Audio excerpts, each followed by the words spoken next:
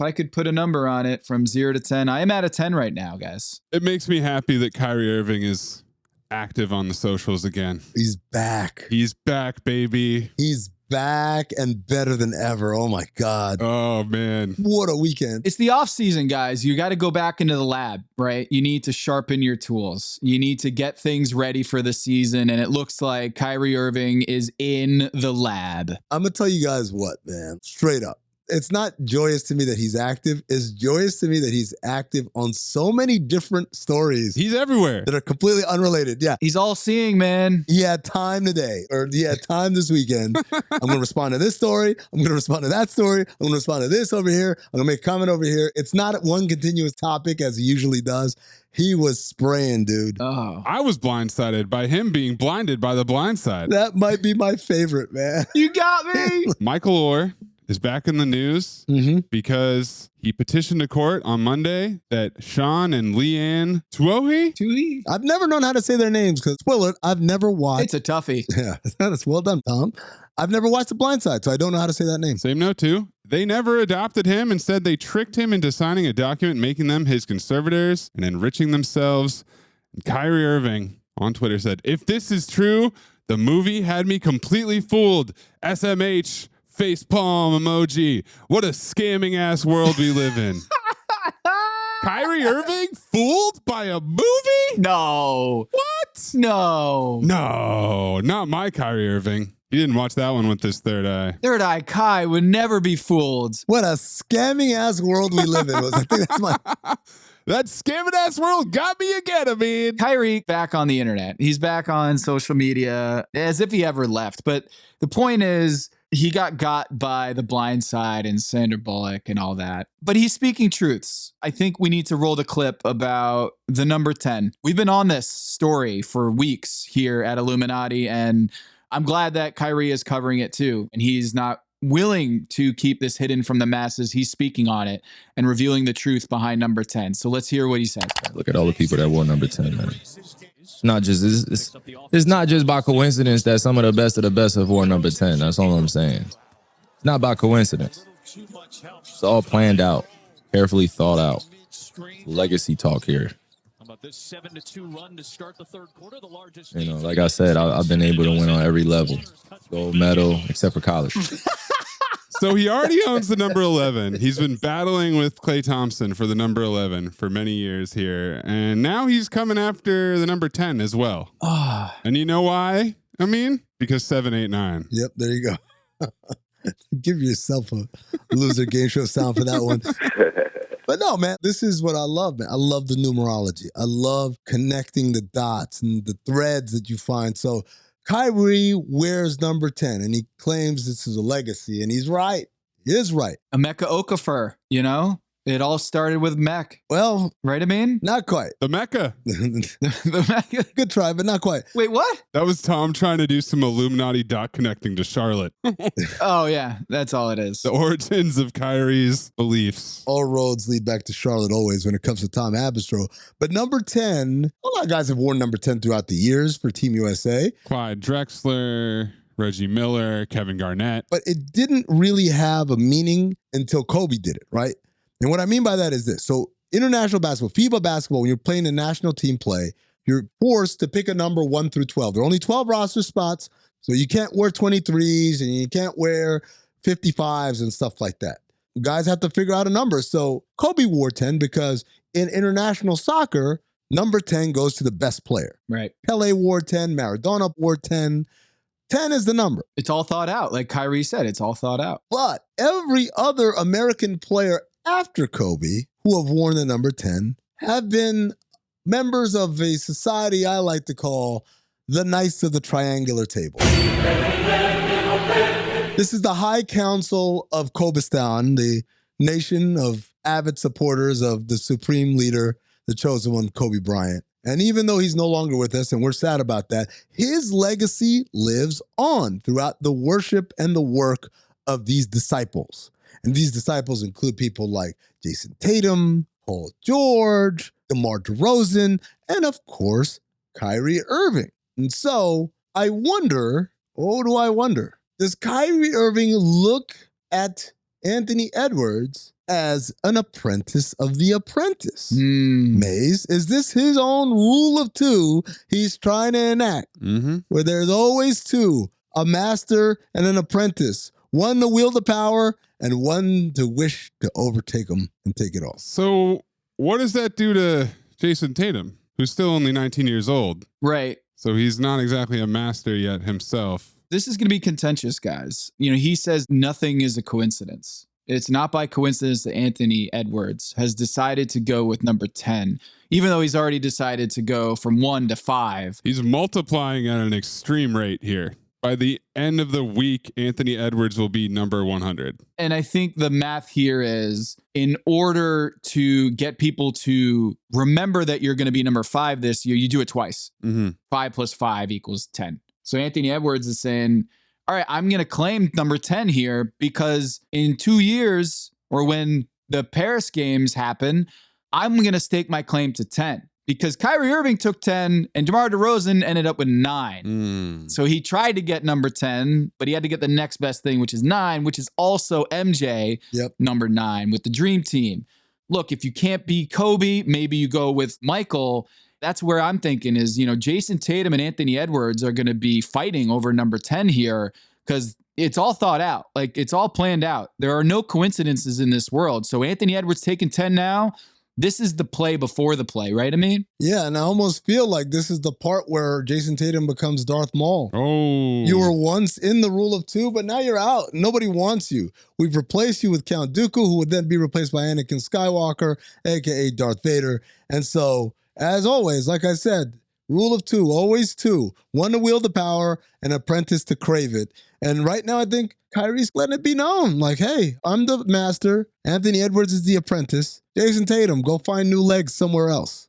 That's a Star Wars reference. Oh, yeah. Is this Star Wars, all these references? That's right. It's Ahsoka season. We're back, baby. Rule of two. My assignment.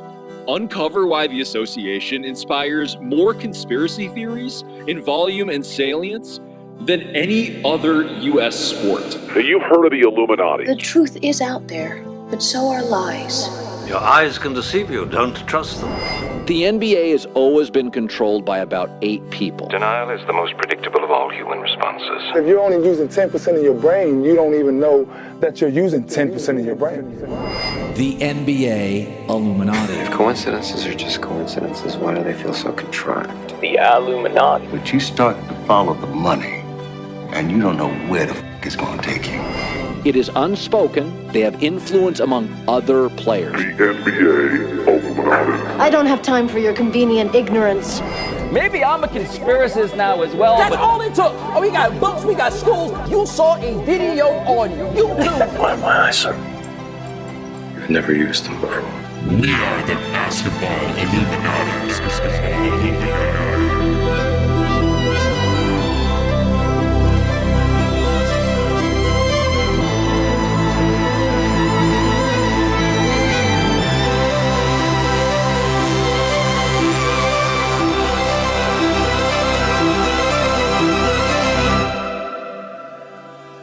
This is Basketball Illuminati. I am Tom Haberstroh, and as always, I am joined by the 5-star Illuminarmy generals, Amin Al-Hassan and producer Anthony Mays, the co-presidents of the Illumination. Fellas, oh my goodness. James Harden is speaking truths. Or is he a liar? I don't really know, but I'm going to repeat it. James Harden is a liar, or is he speaking truths? We're going to have to unpack this. We're going to have to break down this code. There's a lot of cryptic language here. There's a lot of backstory here. There's a lot of straight up code breaking. He broke the code, Dylan Brooks style. Yeah. Shattered onto the floor in China. We're going to have to devote a whole segment to, what is that, like 3 sentences spoken by James Harden. 2 times. And we're going to probably say it a 3rd time on the show because that's what we do. Keep your third eye open. But first, you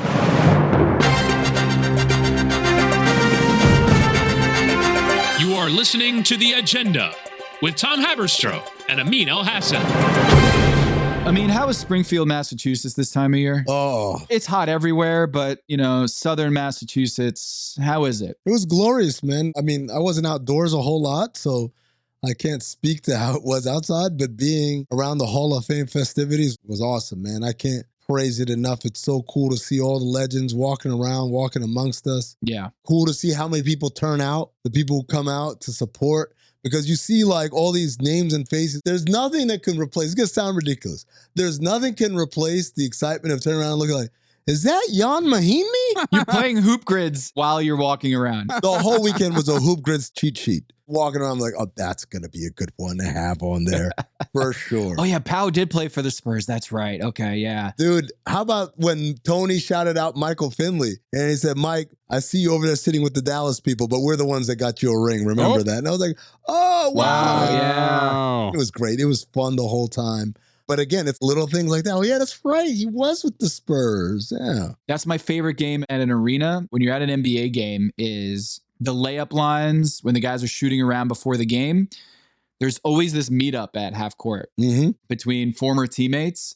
And I always love to play the game of how do they know each other? Like, what is the team that they played on together? Oh, there's Michael Beasley and Anthony Tolliver, and you do the math in your head. You're like, wait, when did they know each other? It's almost like a real life hoop grids playing out at an NBA game, and you're doing it at the Hall of Fame where it's a reunion for NBA players. Yeah. Everywhere you go, it's just, oh, yeah. Remember when we did that? Those guys were on that championship team together. I totally forgot. So that Finley moment, that was cool. And man, shouts to Marc Spears and me. And how cool was that? I mean, that's why I went, honest to God. I went to go see my buddy Marc Spears get enshrined because he won the Curt Gowdy Award for print media. You know, that's special in a couple of reasons. One is that I know other Hall of Famers who have won the Curt Gowdy Award, and it's awesome and it's fun, but Marc is someone that I worked with very closely. I had a podcast with him and Chris Haynes once upon a time. Go figure. The three of us would be on one podcast together. And he's been like a big brother and a mentor to me. So I told him straight up, watching him go in was like watching me go into the Hall of Fame. Yep. Well, I don't, that's. I'm telling you, that's the feeling I got. It was a feeling of like, yeah, we did it, right? Amin and Marc Spears both wore number 10. Wow. Exactly. Yeah. The legacy continues. But the other part of this that was shocking to me, Vinny Goodwill was the one who brought this to my attention. Marc's only the fourth Black writer to win the Curt Gowdy Award for print media. It's Wilbon, who just got in a couple of years ago. It's David Aldridge, it's David Dupree, and it's Marc Spears. And the crazier part of this is Wilbon wrote for the Chicago Tribune and the Washington Post. Aldridge wrote for the Washington Post. Dupree wrote for USA Today. These are major institutional newspapers across the land, right? National brands, even though two of them are technically local papers. And then you got Marc Spears, who much of his newspaper career was at the Denver Post and a little bit in the Bay Area and a little bit at Boston. I know he covered the big three of Garnett, Ray Allen, and Paul Pierce in 2008 when they won. But the bulk of his career was at not a real national brand of a newspaper. And then obviously he went on to Yahoo Sports from there, now at ESPN and Anscape. It signifies a little bit of a modernization here. This is a guy who didn't do it the traditional way of writing for the Boston Globe or the New York Times for 25 years or what have you. And so to see Marc make it and to be only the fourth Black writer to be bestowed such an honor is kind of crazy, but also really rewarding. And of course, everyone was there, you know, to see him through. Yeah, and I would say, I mean, you are not the only one who feels like he's the big brother to them. Like Vinny Goodwill, and to all of us who have been at an NBA game, Marc puts his big bare hands on you and gives you a big hug or puts his arm around you. If you've been in that moment, man, you feel so much warmth from that dude. Like, he is an awesome person to have in your life. And he is a big brother to so many journalists, so many people behind the camera or behind the pen that you don't probably know about or don't know their byline or their face that he has helped out over the years that would consider him a big brother. I'll give you an example. Someone who actually got to call him up to the stage when he got his honor. Malika Andrews. Malika Andrews got her start, you know, as an intern with the New York Times. But in terms of who she connected with within the basketball world to be a part of this world, as opposed to a cub reporter covering, I don't know, Little League baseball or whatever it was Marc Spears. Because at the time he was the head of the NABJ Sports Task Force as a result. I guess he met her at NABJ, gave her the shout out and gave her the boost in. And look at her now. As we see, she's just been named the host of Countdown, of all the countdowns, as opposed to, one or two as it was a year ago. So like Malika Andrews was there, and Gary Washburn was there, and Sherrod Blakely was there, and Vinny Goodwill, and Rachel Nichols. Everybody was there, and it was just an awesome time, man. An awesome celebration of a truly great person. We don't say this often. I know we like to mess around here and talk about ulterior motives and code breakers and people who are carrying water, but you don't often get to see someone who does it the right way, does it with class, does it fairly and objectively, but not doing puff pieces or whatever. And Marc's that. Marc's a dude that's shot straight his entire career, and it's cool to see guys like that get honored. For sure. And I would challenge anyone to find someone as prolific as Marc Spears. I mean, he's been doing this a very long time, and he's still putting out pieces that every day I'm like, man, how does he do it? Every day it feels like he's got a new connected story where he's got a source or an interview or a new angle on a story that everyone's talking about. It's amazing. He puts up 30 and 10 every single day. Every time I tell one of my friends, Isaiah Hartenstein is black, right? And it blows their mind. I'm copying and I'm pasting the Marc Spears featurette on him, sending it over. Look, dude, there's a zillion articles like that over the years that I just have bookmarked. Every time someone brings up, oh, you didn't know that? Boom, copy, paste, send, and blow everybody's mind. It was a celebration and a great event. Anything else stand out to you from the speeches? I thought Dwayne Wade bringing his father up on stage was a real highlight. Oh, that was cool. I wrote about Dwayne Wade on The Finder. You can go find it on Substack. Ah. Go find me. If you want to be a finder, subscribe on Substack. It's called The Finder with Tom Haberstroh. I got a piece where I found 10 things, my favorite things about Dwayne Wade, and wrote about him. I think Dwayne Wade was just an awesome guy to talk to in the locker room, and you can see it just on air. He's hosting a game show. All the public eye stuff that you see about Dwayne Wade, I mean, on the Lebitard show last week was amazing about Paul Pierce and that.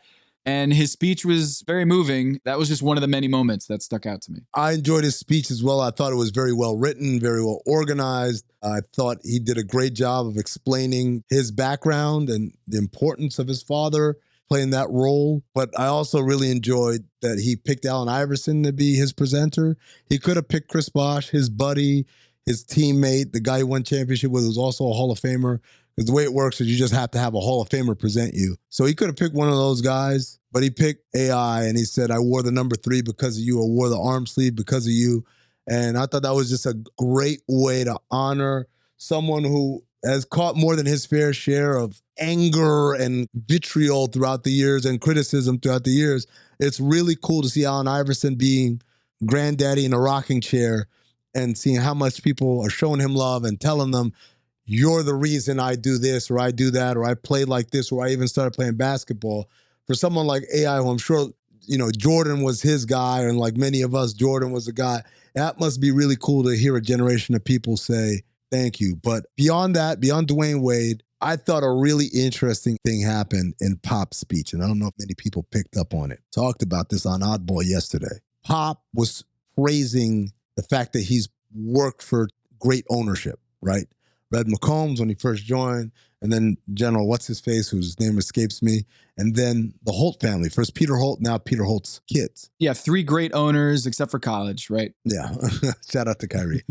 That's an old Shaq joke, by the way. When Shaq first got to LA, he said, I've won on every level except college in the NBA. It's one of my favorite quotes.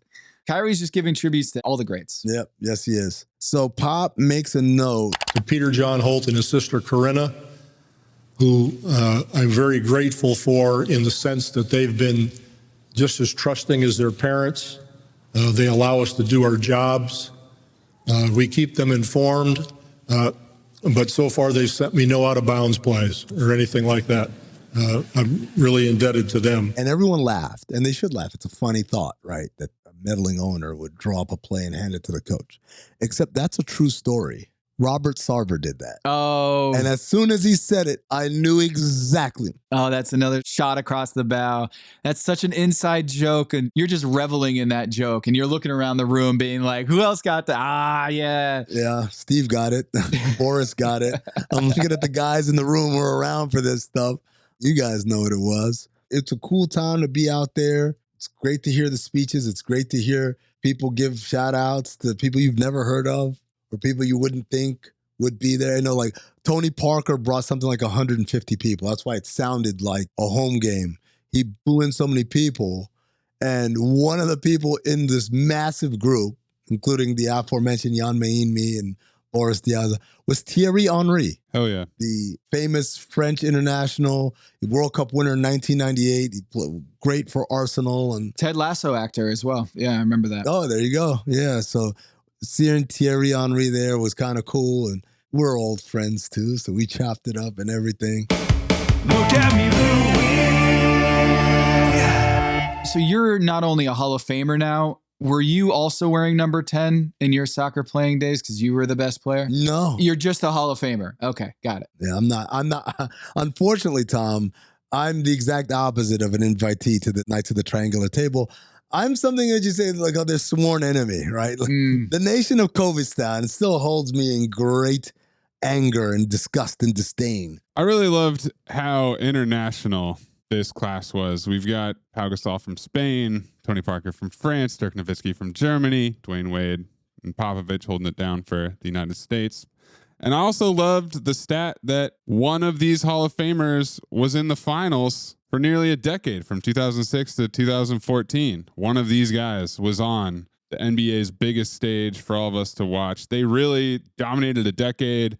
Great personalities on all these guys. Really fun group of guys. Really fun Instagram videos of Dirk and Dwayne Wade. Yeah, that was sweet. Going back and forth and talking about how Dirk doesn't have a nickname. It's just Dirk. It reminds me of when LeBron and Dwayne were coughing on their way into the finals because I thought about that so much, man. They were trolling Dirk Nowitzki for being sick or whatever, and they were coughing, and then they got their asses beat. So it's cool to see them kind of hang out and laugh about things. But I mean, was a certain Rudy Gobert part of the Tony Parker group? He wasn't because he's over with Team France. So the only people this is bullshit who weren't there because they were competing either for Team USA or Team France or what have you, obviously getting ready for the World Cup. Wait, but Tony Parker's got to have a private jet that he could send out to Rudy Gobert or maybe A-Rod. I didn't want to go. Boris is the GM, so Boris actually came and he's like, I got to go right after this. I have to fly back and meet up with the team in, I think, Manila or whatever they're going from here. So wait, so literally Rudy Gobert could have hopped on that flight? Yeah, but I mean, he's got to play. Boris is just sitting there from his ivory tower making moves, so it's a little different. Drinking very fancily prepared coffees. Team France's GM is Boris Diaw, and Team USA's GM is Grant Hill. Oh, here we go. Just saying, I mean, great company, baby. Amin feels like he's the GM of... I feel like I'm the GM of national teams now. Team France and Team USA. I can't lose. No? Who is this? Be like Zippo. Is this Rudy as well? Two Rudis. I don't understand what language you're speaking. Huh? I don't understand it. I need someone to break down the code, maybe translate for me. Are you saying it's all Chinese to you, Tom? James Harden could help translate some things or decode some things. Let's just get right into it. Break down some codes right here on Basketball Illuminati. Hello, listener. It's Producer Maze here to talk to you about Quince and their cookware. Cooler nights mean cozy meals at home, and Quince's cookware has made fall cooking so much more enjoyable. Their pieces deliver the quality and performance of luxury brands, but at a price that makes sense. And they look gorgeous on the stovetop, too. No matter what item you need to complete your kitchen, Quince has you covered with 5-ply stainless steel pots and pans, nonstick skillets, chef-quality knives, and even ceramic bakeware, which is perfect for cozy casseroles or Sunday roasts. And when you look at these prices, you might think, how is Quince doing this? How do they deliver high-quality items similar to high-end brands that are half the price? Well, let me tell you, they partner directly with ethical top-tier factories to cut out the middlemen and pass the savings on to you. And it's not just cookware. I got myself some bath sheets. That's right. When you're a tall man, you have to use bath sheets, not bath towels from Quince. It's like drying off with the cloud. It's incredible. Upgrade your kitchen for cozy fall meals with premium cookware from Quince. Go to quince.com/dings for free shipping on your order and 365-day returns. That's QUINCE.com/dings, DINGS, to get free shipping and 365-day returns. Quince.com/dings. Listener, listen up. This is important, okay? I'm going to try to save you some money here. If you're still overpaying for wireless, it's time to say yes to saying no. At Mint Mobile, their favorite word is no. You may think like, oh, that's bad. No contracts, no monthly bills, no overages, no hidden fees, no BS.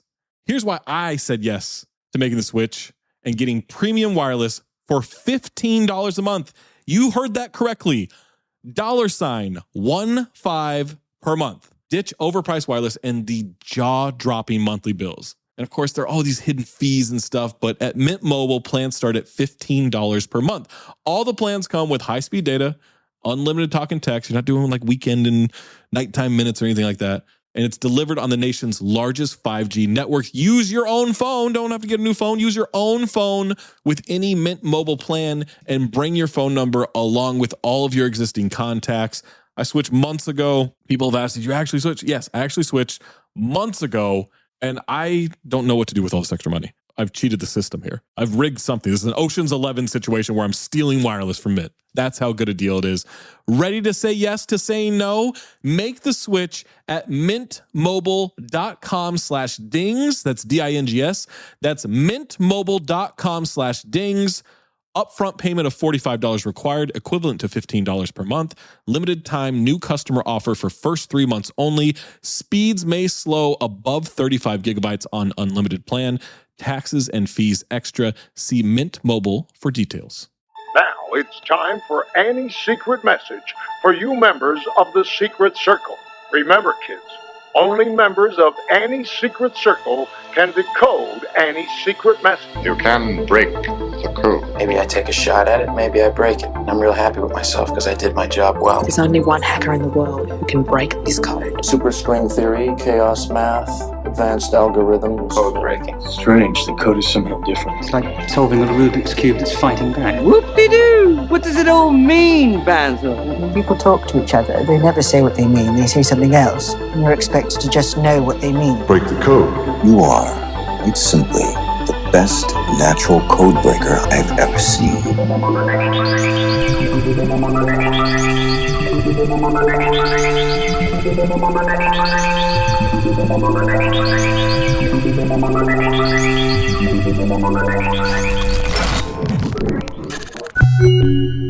So we've talked about Kyrie Irving being active on the socials, and we mentioned a couple things, but we didn't even get to the tip of the iceberg because there's a little situation brewing with James Harden and Daryl Morey, and Kyrie Irving, of all people, felt like he had to weigh in on Woj calling Harden disgruntled.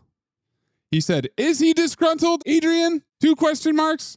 Or is he holding Daryl Morey accountable for his dishonesty and lack of transparency throughout the contract negotiation process this summer? This is all so complicated in some sense, but very simple in another. Like, James Harden, to me, is out of moves. And Kyrie Irving is acting like he's on the inside of this, that Kyrie Irving knows that Daryl Morey promised him something. Isn't this the same dude that made James Harden flee Brooklyn? Did that happen, or was that just a dream that I had once that they were all on the same team? So Kyrie's on the inside now and is speaking for James Harden in this and saying he's just holding Daryl Morey accountable. So you know what James Harden's accusing him of. James Harden did a very interesting thing here. He called Daryl Morey a liar. Liar! Daryl Morey is a liar, and I will never be a part of an organization that he's a part of. Let me say that again. Daryl Morey is a liar, and I will never be a part of an organization that he's a part of.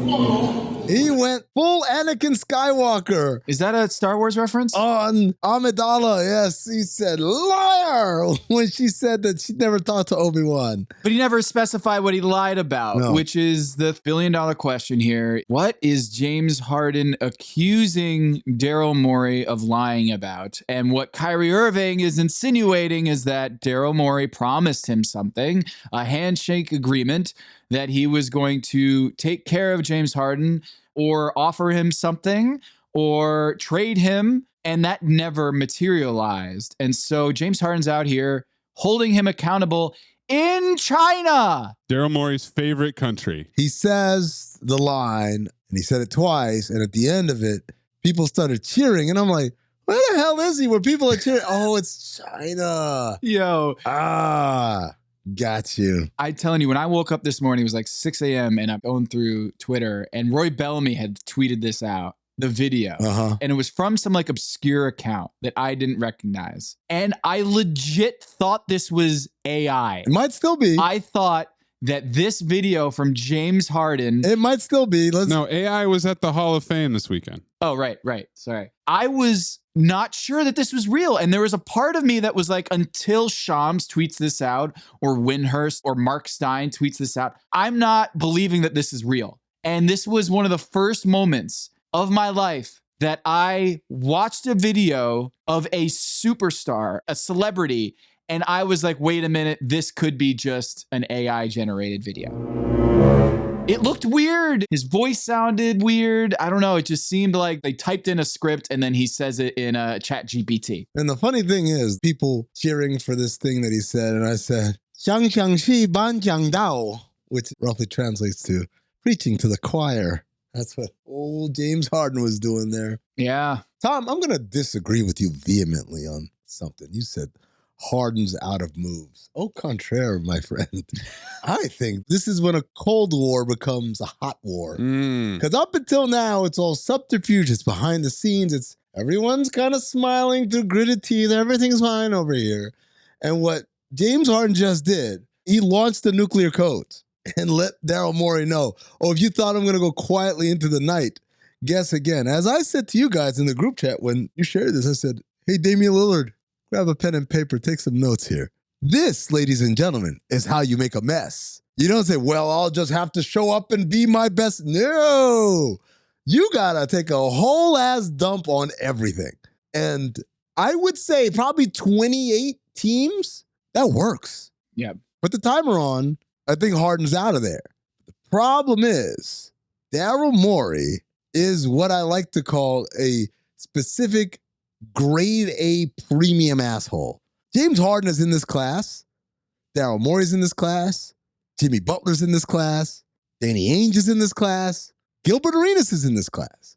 So I was asked on NBA radio by Rick Kamla, how do you think Daryl Morey received this? And I told him, I said, this is going to get me in trouble, but I'm going to say this analogy anyway. When Gilbert Arenas was in the locker room and he had the 3 guns on the chair in front of him, and Javaris Crittenton walked in, and Gilbert, as the story goes, told him, pick one, pick a gun. And Crittenton responded by taking out his own gun, cocking it, and saying, I don't need to pick one, I've got my own. And he may or may not have started singing Oh, Let's Do It by Waka Flocka. So the locker room at this point scatters. Everyone who's in there like getting the hell out. Like they don't want to be a part of this. A shootout's about to happen. As everyone's running away, and Javaris has his cocked and loaded, ready to rock gun in his hand, legend has it that Gilbert Arenas responded by sitting back in his chair and laughing. That even when faced with a literal life and death situation, Gilbert Arenas is going to continue the bit to the bitter end. He's not going to break. And so when Rick Kamla asked me, how's Daryl Morey receiving this? I said he's sitting back in his chair and he's laughing, even though destruction is almost imminent. To which point I would say to both of you guys, how much job security does Daryl Morey have? Well, he interestingly left Houston and joined the Philadelphia 76ers, and then promptly the CEO of the 76ers was named Tad Brown, came from Houston. And so it might have been that he had some cover where the whole executive team is from Houston. And Daryl Morey is sitting there laughing at James Harden because if James Harden is not going to report to training camp or does not provide services, playing services, I should say, that's going to be a problem for James Harden. Sure. Because according to Bobby Marks, the CBA language A player who withholds playing services called for by a player contract for more than 30 days after the start of last season, covered by his player contract, shall be deemed not to have completed his player contract by rendering the playing services called for thereunder. Accordingly, such a player shall not be a veteran free agent and shall not be entitled to negotiate or sign a player contract with any other professional basketball team unless and until the team for which the player last played expressly agreed otherwise. In other words, if James Harden is unwilling to participate in the organization that Daryl Morey is employed by, then he is at risk of basically being in NBA purgatory. Oh, Tom. For the foreseeable future, that he can't sign with another team. Tom. So, you think we need to discuss what withholding playing services means because there is wide latitude, probably lawyers or whomever. Exactly. Wide latitude, also wide fatitude. Yes, sir. Yes. Get the fat suits out. It's fat suit season. Even though we have his agent saying on podcast that he's going to be in the best shape of his life and that he's never been hungrier. Hungry, you say? Hungry hippos. James has a crazy hunger in him right now. Like, if he got an MVP this season, I wouldn't be surprised. That's what kind of hunger he got in him right now, just from the disrespect. The free agency stuff, which I don't really want to get into, but Jason Dumas, who's a credible reporter out in the Bay Area and has tentacles in Philly, is reporting that the agent for James Harden, didn't name him by name, but he said the agent did not back him on that statement, did not advise him to make that statement. Troy Payne. Here's where it gets interesting, is who is advising or providing counsel for James Harden in this situation? Because if the agent wasn't for this, and if the agent's the go-between between James Harden and Daryl Morey, and he's not on board with James Harden's next thing, seems like James Harden's just lighting everything on fire. You guys, come on, Tom. How long have we been doing basketball Illuminati? You have to build plausible deniability. The agent says, I didn't tell him to do that. Why would he do that? He's going to be in the best shape of his life. And so you can't establish conspiracy to defraud within this. And as far as what Bobby Marks posted, that's fine. But as we know, and we told you guys this time and time again, in the NFL, you don't like it. What you do is you sit out. There's 16 games. They can't afford to lose you even for a couple of them. It could change the course of the season dramatically. In the NBA, you show up. You show up and you make a mess. What they're doing right now is establishing two things. It's not premeditated, and it's about to get messy as it's about to get so messy, they're going to wear pink jerseys and play in Fort Lauderdale, but somehow call it Miami. Wow. That's how messy it's about to get in Philadelphia. Number 10. And number 10, there you go. Bring it back one more time. So what Harden is doing is, to me, beautiful. This is how you do it. This is how you shake the tree to make apples fall out. And in most cases, I think it would work tremendously. The problem is he's going against a guy who's every bit of the asshole that James Harden is, meaning we're watching two guys play chicken and no one's going to swerve. So what's going to happen at collision point? I know James Harden's not going to give up $1, so he'll show up, he'll play like crap, but here are the ramifications. Number one, Daryl Morey's been in charge for 3 years now. The team has not advanced outside the second round. Nothing has changed. If anything, they've had a couple of embarrassing second-round knockouts in that. He's fired the head coach. There's not a single player on the roster who was there before him other than Joel Embiid. The guy that he made a huge play for, that he promised everybody was his messiah, he went on and got him. A year later, this dude wants out. And guess what? It wasn't a year later when he wanted out. We knew all year long this dude was talking about not coming back to Philadelphia. Can I stop you right there for a second, Amin? Mm-hmm. So last year, he took a team-friendly contract to provide Philadelphia with more cap flexibility. $14 million less, took a pay cut, yeah. This summer, he opts in. Yes. When he wants an extension and doesn't get it, he opts in. And then he demands a trade, as he's wont to do. And now he's accusing Daryl Morey of lying. The opting in, I believe, I'm not reporting, I don't know anybody, I haven't sold to anybody, yada, yada, yada. Aggregator! fires mount up. The opting in is so that they could trade him. Because if he opts out, Mays, he becomes an unrestricted free agent. He can't get to the Clippers that way because they're far beyond the tax. And so a sign and trade is not an option for them. And so the only way he would get there is taking a taxpayer minimum, which I don't even believe exists anymore, or basically taking the minimum, right? That's what would happen if he opted out. So to drill down on the code, which is what Daryl Morey lied about, it's not the extension. Well, it's the trade. Not necessarily, because there's a couple of things going on, right? The extension probably was communicated to him at some point, wasn't going to happen. Because remember, the Sixers were investigated for the practice of James Harden taking a $14 million cut to sign a 2-year deal with a player option out. So there is an element there where it's like, okay, maybe they said, yeah, we'll do it. And then once the heat came around and said, well, there's too much heat, we can't do it. At which case, maybe Harden, his trust is broken at this point. So then he says, get me out of here. And they say, well, if you want to go there, you better opt in so that they can trade you there. And he opts in and then the trade doesn't happen. Yeah. So there's two major points there. But to me, this is all moot. I don't know the truth. You don't know the truth. Nobody really knows the truth other than James Harden and Daryl Morey. And Kyrie. And Kyrie, because Kyrie knows everything. There are no mistakes, no coincidences. My question circles back to how much job security does Daryl Morey feel? This team hasn't achieved anything more than before he was there. Since he's been there, they've had 2 rather embarrassing playoff flameouts. He's had to fire the coach. And the guy that he staked his rep, that's my guy. That's my guy. Brought him in within a year at least, does not want to be there anymore. Whether Harden plays another game for the Sixers or not is quite irrelevant. This is a picture of organizational dysfunction.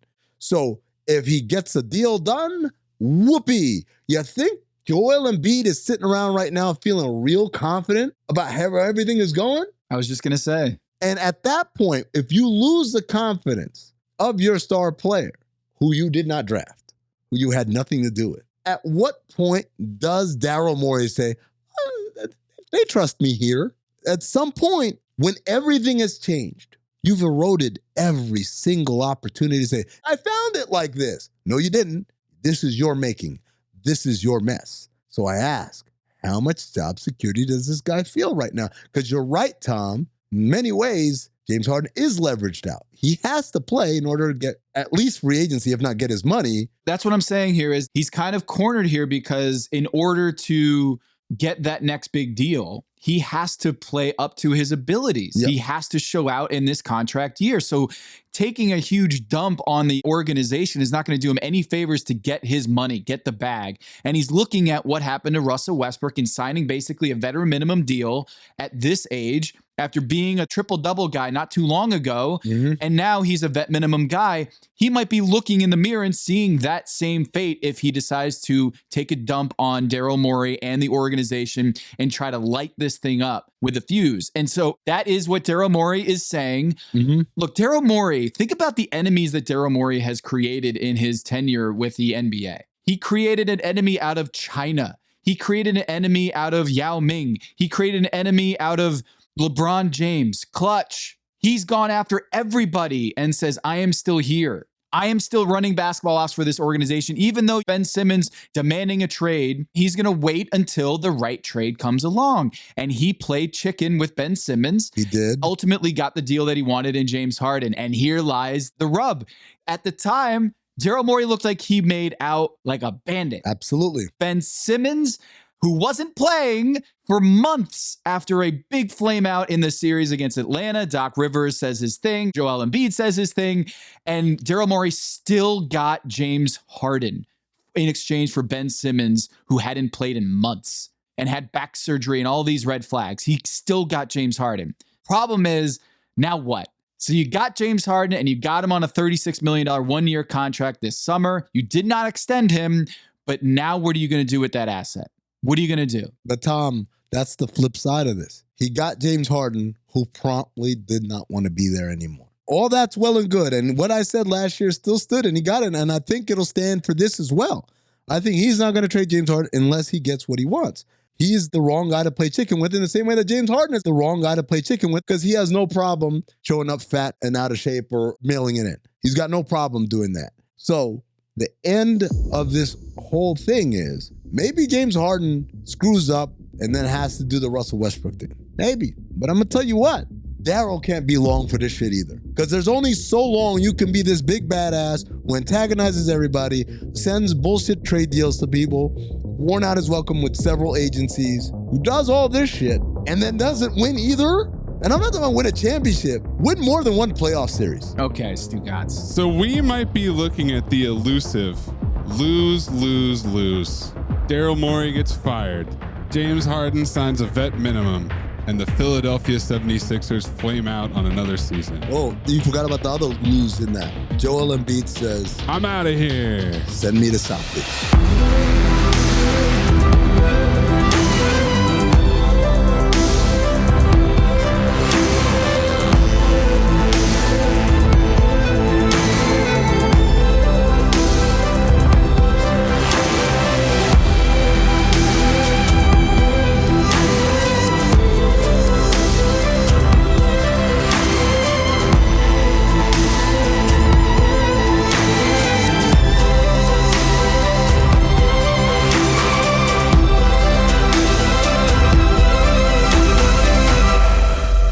Stephen A. Smith. He went on Paul George's podcast, which I want to actually listen to specifically because I wanted to hear Stephen A. go face to face with this guy who he's been having a little bit of a exchange of war of words with. But I think the important thing for everybody listening to this is you got to go and at least watch this clip because it sounds like Stephen A. doing his usual very serious voice when he's telling you a story about someone coming up on him. But when I tell you the story and his voice don't do enough justice to how he looks. We were at the Staples Center. Kyrie rolls up on me. Lakers, Memphis Grizzlies. He rolls up on me. I think it was either that or Denver. He rolls up on me. He taps me on the back and he's like, "You still got that same energy face to face?" I said, "I'm standing here, ain't I?" And he was like, "It's really not about me anymore." And I looked at him and I said, "You're right. It had become about me and his dad and how we had elected to communicate with each other. And the shame of it is I'm 55. Obviously, his father is around my age. And the younger son was the one that had to educate us. This is really about y'all." Mm-hmm. And so I just said, that's what men do. Kyrie Irving is right. And I called his father. And we resolved everything. And we met face to face. And it's no problem. I said to him, "I'm still going to judge your son by what I see. But this notion that there's going to be personal animus or whatever, I thought I was just doing my job. If it looked differently, that's on me." And so, real knows real. And when you're a man, you own up and you fess up to the things that you did wrong. Right. And I'm going to always be that dude. He's wearing these rose-tinted, smoky glasses. Frameless. Key detail. He's got a pure white shirt with one of those collars where it's like a strap and the buttons are off to the side. I've often described this as the shirt that I wore to my prom because that's the kind of shirt I had on, although mine was black. And then, oh man, I wish I could get an evaluation on that chain because that's that, oh yeah, I make this much money kind of chain. And I wish I could see what kind of pants he was wearing because I'm betting white linen just off the top of my head. Glorious. Do you think you get like a behind the scenes, him walking in somewhere? Maybe it's not that you listen to the whole episode. Maybe it's you just check out the YouTube so you can see what Stephen A. wears. Well, I want to see what he has to say, but yeah, maybe that too. Did that not just sound like Stephen A.? Maze, did you hear that when Amin just said that sentence? It sounded like, I die. That's why the video is an important component, because otherwise, how would I know that Stephen A. is not here with us right now? That's right. Wearing frameless rose-colored glasses. Seeing the world through rose-colored glasses. Oh, no, the pants are black. I just pulled it up on YouTube. Oh, that's upsetting. That is upsetting. I'm imagining him at the Michael Rubin party, and he just decided not to change. He's wearing all white. He's got, it looks like white high-top Converses. Wearing white at every level, except for the pants.